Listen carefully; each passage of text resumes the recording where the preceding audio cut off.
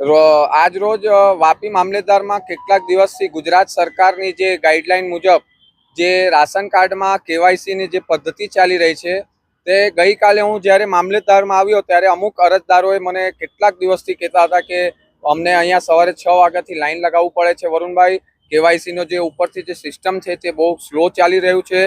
અન્નના જે તે અધિકારીઓ અમારી સાથે એકદમ ગેરવર્તણૂક અને બોલવામાં એકદમ એ લોકો ખોટું બોલે છે.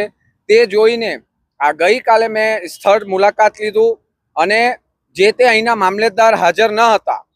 સિટીના હોય કે ગ્રામ્યના હોય, કોઈ પણ મામલેદાર પોતાના ફરજ પર હાજર ન હતા.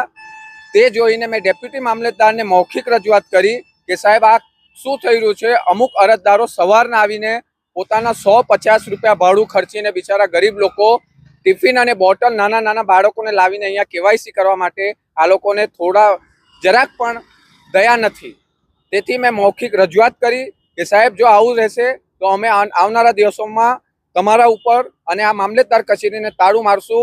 પણ એ લોકોએ એમ કીધું કે ઉપરથી સિસ્ટમ જ સ્લો ચાલતું છે એટલે અમારાથી કંઈ નહીં થાય.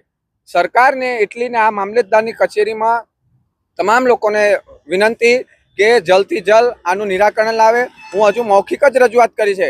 આવનારા દિવસોમાં વાપી શહેર કોંગ્રેસ અને વાપી શહેર યુથ કોંગ્રેસ લેખિતમાં રજૂઆત કરીને જે તે આ તંત્રને, આ ઘોર નિંદ્રામાં જે તંત્ર છે એને ઉજાગર કરીને રહેશું. અને વાપીની જાહેર જનતાને હું કહું છું કે કોઈ પણ તકલીફ હોય તમને મામલેદારમાં, કોઈ પણ અધિકારી તમારી હાથે જો દાદાગીરી કરે તો સીધો મારો સંપર્ક કરવો અને જલ્દથી જલ્દ આ કેવાયસીનું સિસ્ટમમાં કોઈક બદલાવ લાવો, કોઈ સિસ્ટમ લાવો. તમે પ્રજા હેરાન થાય છે અને કોઈને અહીંયા સત્તાધીશોને કંઈ પડલી નથી. અને સત્તા તો છે જ, સત્તા જે અહીંયાના નિર્ણાયક છે તે બી ઘોર નિંદ્રામાં અને આ તંત્ર ને સરકારી તંત્ર આખું એકદમ ઘોર નિંદ્રામાં છે.